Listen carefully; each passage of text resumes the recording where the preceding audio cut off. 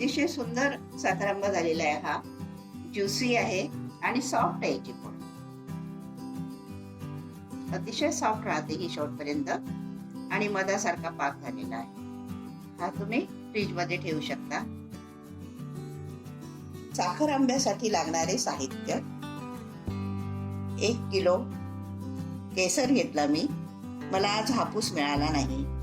तुमच्याकडे जर हापूस नसेल मिळत तर तुम्ही केसर, दशहरी, पायरी कोणतेही तुमच्याकडे जे पिकलेले आंबे असतील या दिवसात ते तुम्ही घेऊ शकता.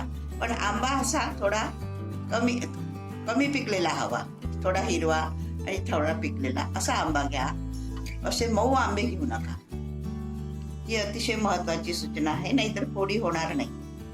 आणि या 1 किलो आंब्याला मी हे कैरी टाकणार आहे. कच्चा आंबा आहे हा माझा, कारण या दिवसातले आंबे गोड असतात. म्हणून त्या साखर आंब्याला चटकपणा येण्यासाठी आपण कैरीचा वापर करतोय. या कैरीसाठी मी 1 वाटी साखर घेतली, जास्त. एका कैरीला 1 वाटी. आणि 1 किलो वजनी आंबा आहे माझा, म्हणून 1 किलो साखर मी घेतली. बरोबरीला बरोबरी. आणि याला सुगंध देण्यासाठी मी केशर वापरते. केशर खूप सुंदर सुगंध येतो. इलायची आहे माझी, आणि ही दाणे दाणे इलायची आहे. नेहमी मी सांगते की मी दाण्याची इलायची जास्त वापरते मिक्सर पेक्षा, केव्हा केव्हा. आणि हे लिंबू. एवढ्या गोष्टी आपल्याला साखर आंब्यासाठी पाहिजेत. तर आपण आता फोडी कशा करायच्या ते मी तुम्हाला सांगणार आहे. हे कैरी मी सोलून घेते. या आंब्याची मी सालं काढून घेतलेले आहेत. आता याच्या फोडी कशा करायच्या मी तुम्हाला सांगते. पिलरनी करा तुम्ही. आंबा मऊ आणू नका. मऊ आणल्या तर फोडी चांगल्या होणार नाही. आता आपल्याला मोठ्या फोडी करायच्या आहेत.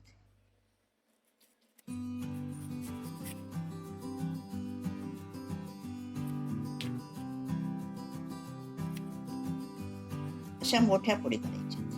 त्या फोडी नंतर लहान होतात पाकामध्ये. आणि याच्या फोडी हे आता आपल्याला मिक्सरला लावायचं आहे. त्यामुळे तुम्हाला हवे तशा तुम्ही फोडी करू शकता, कारण हे मिक्सरला लावणार आहे आपण. हे आपण चवीसाठी घेतलेला आहे तो.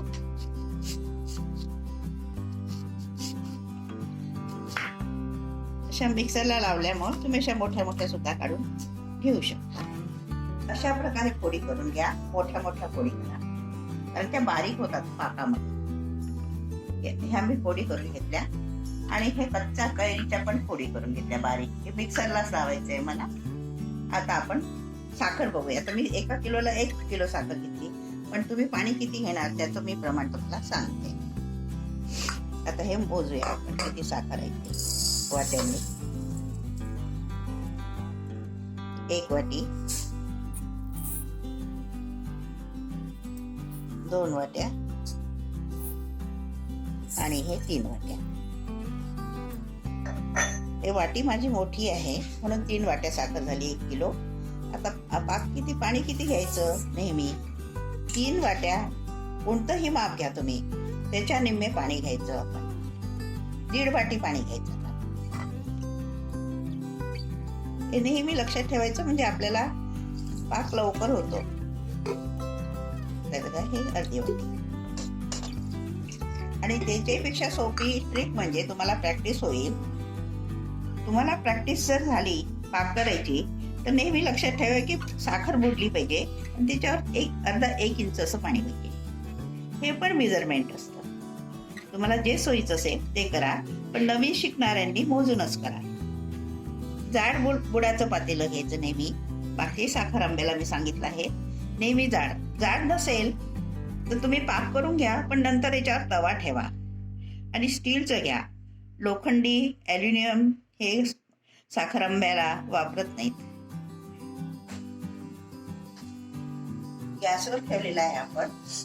आणि आता हे केशर आहे.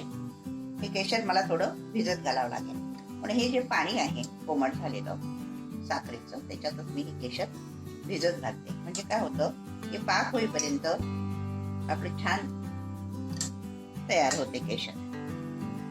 तसं केशर भिजून ठेवायचं आणि आता पाक आपण करायला घेतोय. आता सुरुवातीला फुल गॅस करायचा, थोडं गरम करून घ्यायचं पातेलं, पण नंतर थोडं कमी करायचं. आता मी थोडं कमी करते. आता ही 1 वाटी साखर आपण याच्यात टाकूया पुन्हा, आणि ही थोडी साखर मी मिक्सरला लावते, कारण त्याच्यामध्येच मी कैरीचा पल्प करून घेते. त्याच्यामुळं साखर आंब्याला सुगंध तर येतोच आणि चटकपणा पण येतो, कारण आंबे हे गोड असतात.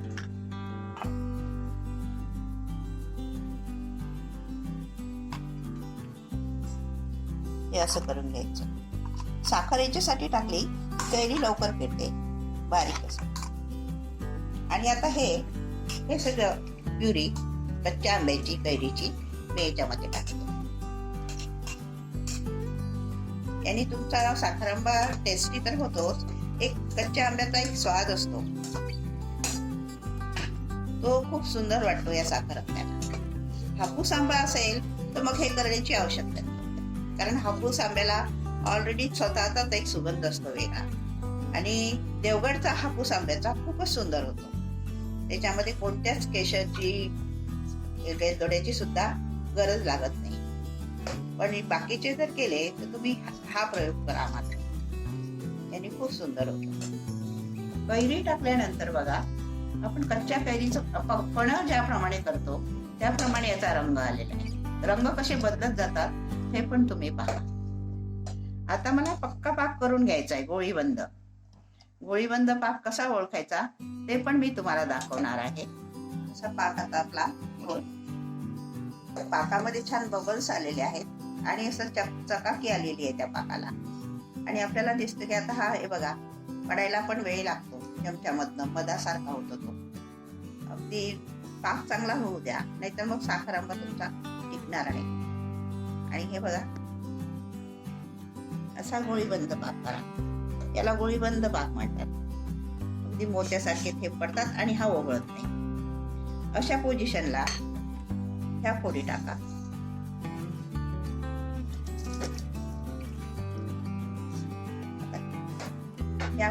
गॅस अगदी कमी करा. आता गॅस, आता मी ह्या फोडी टाकलेल्या आहेत या गोळीबंद पाकामध्ये, आणि हा गॅस मी अगदी बंद केलेला आहे. आता बघू शकता तुम्ही, बंद केला. आणि या पाकामध्ये मी लिंबू टाकते. अर्ध लिंबू घेतलेला आहे मी, कारण याच्यात मी सायट्रिक ऍसिड वापरलेलं नाहीये, कारण ऑलरेडी मी कैरी वापरलेली आहे.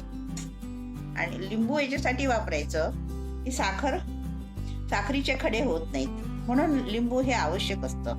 सायट्रिक ऍसिड टाका, लिंबू टाका, पण लिंबू हे जरूर लागतं. आता मी याच्यामध्ये लिंबू टाकलं.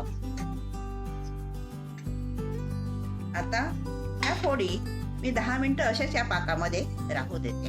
एकदम त्याला उकळ्या आणत नाही, झाकून ठेवते.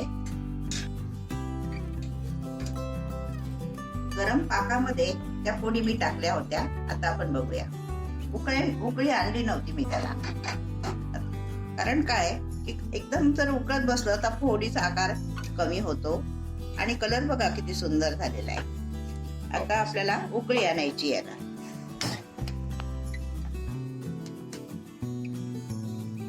आणि तो पाक पक्काच करून घ्यायचा. मी तुम्हाला दाखवते की तो पाक कसा पाहिजे आपल्याला, कारण आता आपल्याला खूप उकळी आणायची गरज नाही आहे.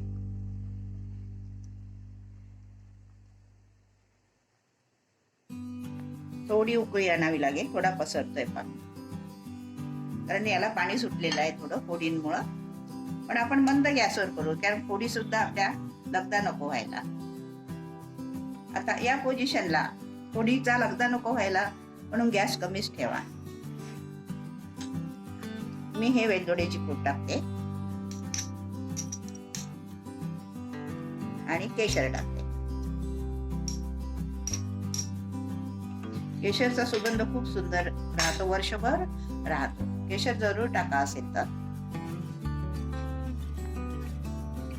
आणि हा साखरांबा तुम्ही पक्वान्न म्हणून एखाद्या डिश मध्ये तुम्ही केव्हाही देऊ शकता, वर्षभर टिकतो. मुलांना पण अतिशय आवडतो. आणि याला खूप असं हे करायचं नाही, हे बघा, खूप हलवत बसायचं नाही. आणि गोळीबंद पाक झालेला आहे, असे छान दिसतात. पण आंबे कडक घ्या तुम्ही. आंबे जर कडक घेतले तर या पद्धतीचा तुमचा साखर आंबा होईल, नाही तर त्या फोडी बारीक बारीक होतील. आणि ह्या फोडी सुद्धा बघा तुम्ही एकदम नरम झालेल्या आहेत. या फोडी अजिबात चिवटणे, हातात सुद्धा घेता येते, इतक्या सॉफ्ट फोडी झालेल्या आहेत. गरम आहेत त्या. असा आपला सुंदर आता हा साखर आंबा झालेला आहे. आता आपण थोड्या वेळ गॅस बंद करूया. आता हा थंड झाल्यानंतर तुम्ही बॉटल मध्ये भरून ठेवा. जर एखाद्या वेळेस तुम्हाला वाटलं की अरे पाक थोडा सैल वाटतो, तर थोड्या फोडी काढून घ्या आणि तो पाक थोडा कडक होऊ द्या, थोडा उकळ्या येऊ द्या आणि त्यानंतर फोडी ठेवा आणि त्याच्यावर तो पाक टाका. म्हणजे तुमची फोड ही छान अख्खी राहील आणि ही वर्षभर अख्खी राहते. अशी फोड छान वाटतो तो खायला. असा हा सुंदर साखरांबा तुम्ही करा. अतिशय सुंदर साखरांबा झालेला आहे हा. ज्युसी आहे आणि सॉफ्ट आहे याची फोड. अतिशय सॉफ्ट राहते ही शेवटपर्यंत आणि मधासारखा पाक झालेला आहे. हा तुम्ही फ्रीज मध्ये ठेवू शकता. आणि माझ्या चॅनलला सबस्क्राईब करा, शेअर करा, लाईक करा.